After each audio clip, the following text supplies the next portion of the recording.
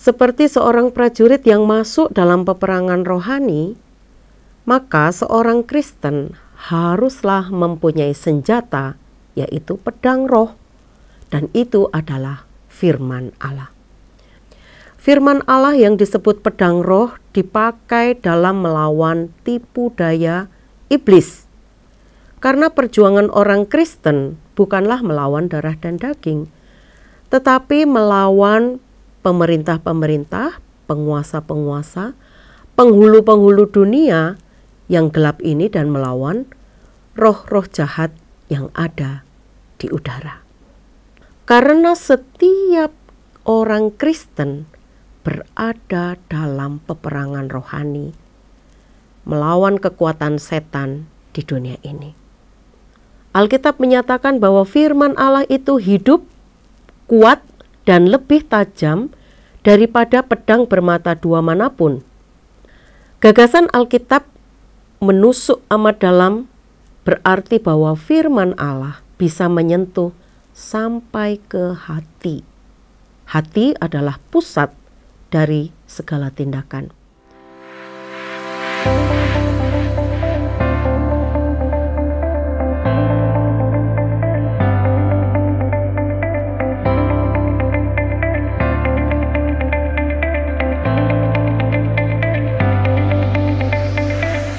Shalom, salam sejahtera dalam kasih Tuhan kita Yesus Kristus.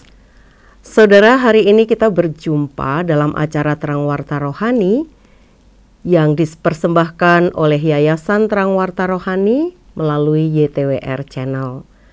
Hari ini kita akan belajar tentang firman Allah adalah pedang roh dan pedang bermata dua.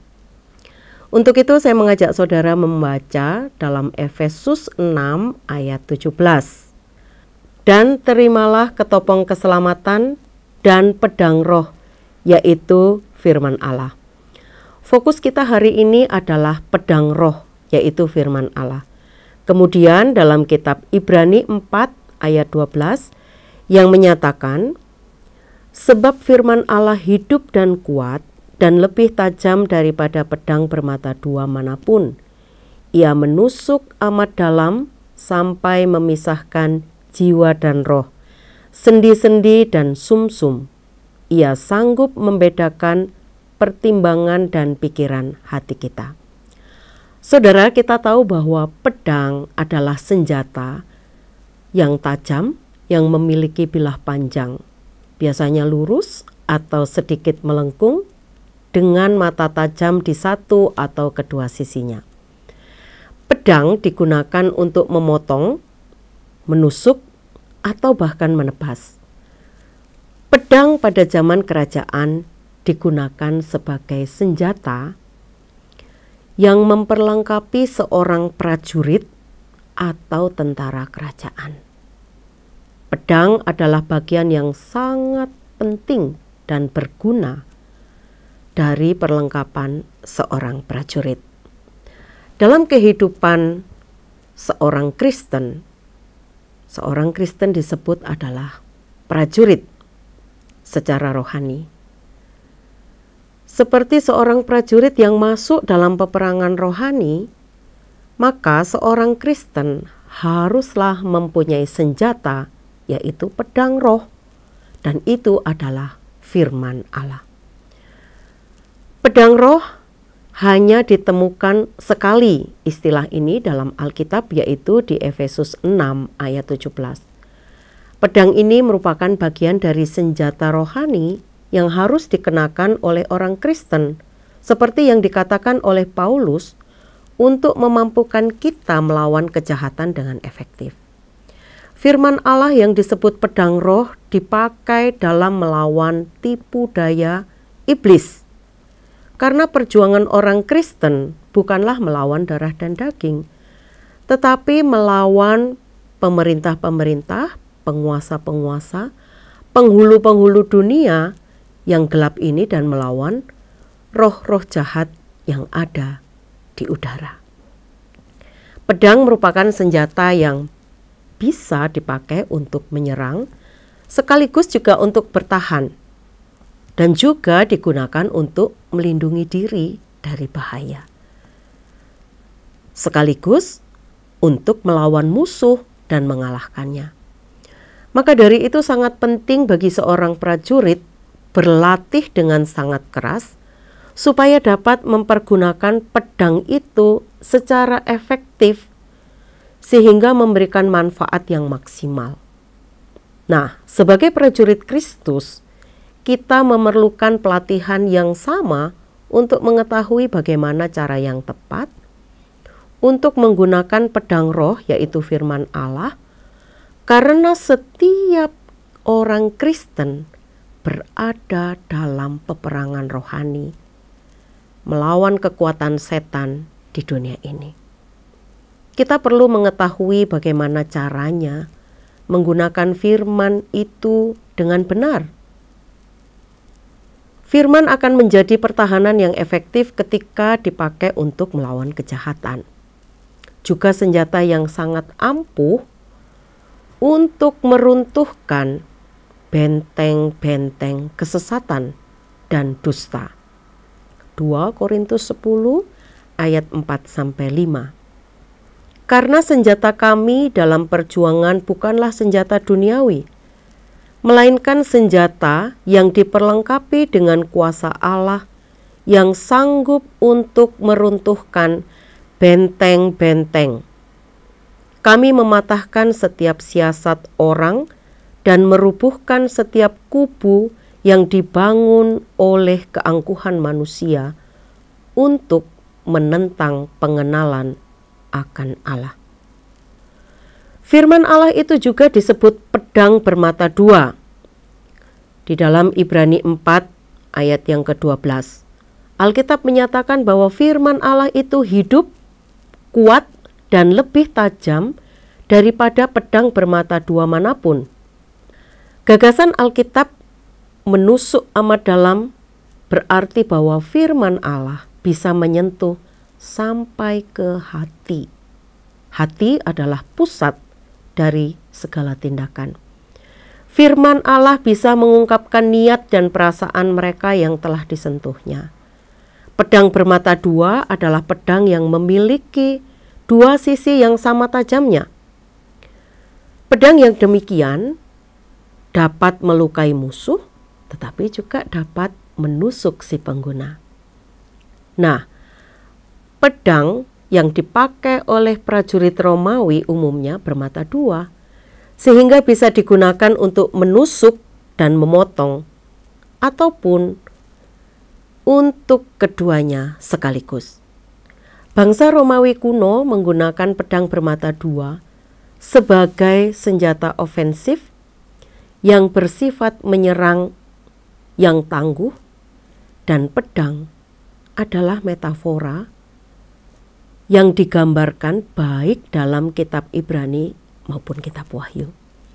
Pedang bermata dua melambangkan otoritas dan penghakiman Kristus yang meminta pertanggungjawaban manusia, bahkan menyelidiki pikiran kita. Wahyu pasal 1 ayat yang ke-16 berbunyi, dan di tangan kanannya ia memegang 7 bintang, dan dari mulutnya keluar sebilah pedang tajam bermata dua. Wajahnya bersinar-sinar bagaikan matahari yang bersinar terang.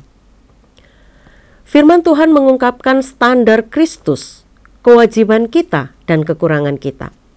Firman itu menembus lapisan kebajikan kita, menyingkapkan kita sebagai pemberontak, dan berjanji bahwa kita akan menerima hukuman yang adil.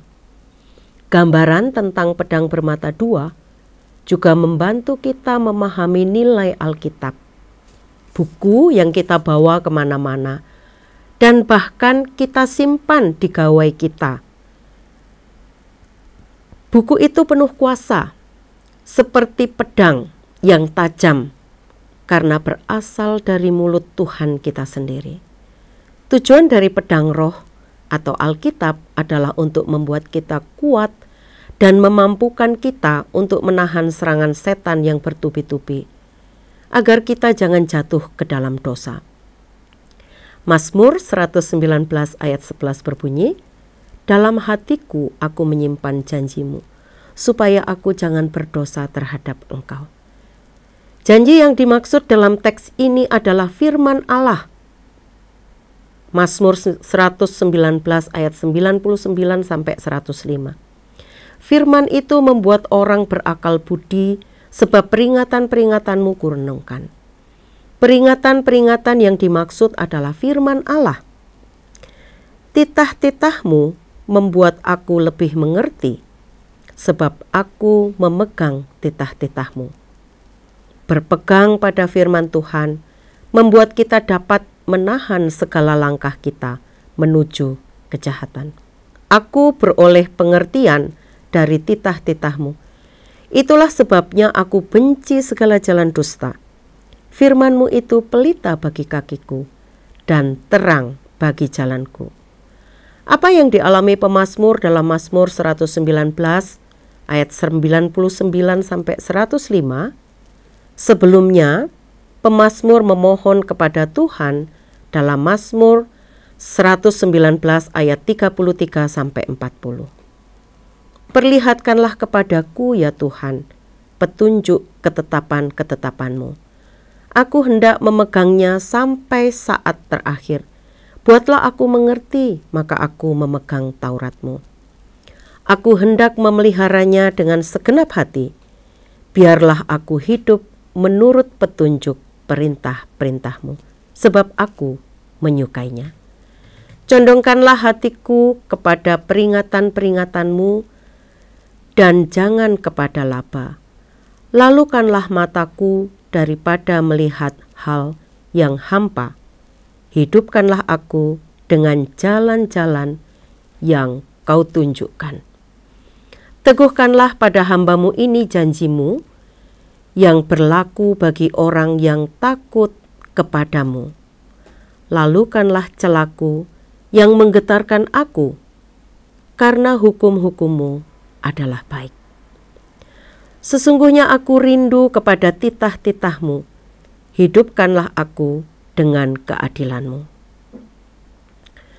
Roh Kudus menggunakan kuasa dari firman untuk menyelamatkan jiwa-jiwa dan mengaruniakan kekuatan rohani kepada mereka supaya bisa menjadi prajurit yang terlatih bagi Allah.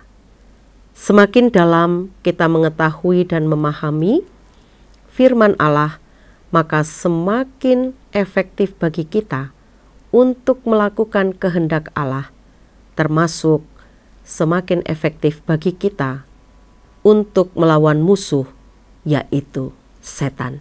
Tuhan Yesus memberkati. Terima kasih Anda sudah mengikuti program kami. Jika Anda diberkati, jangan lupa like, komen, dan share supaya Anda tidak ketinggalan setiap program terbaru kami. Jangan lupa juga untuk subscribe channelnya dan nyalakan loncengnya. Jika Anda ingin mendukung pelayanan kami, bisa melalui rekening kami berikut ini atau menghubungi kami di sini.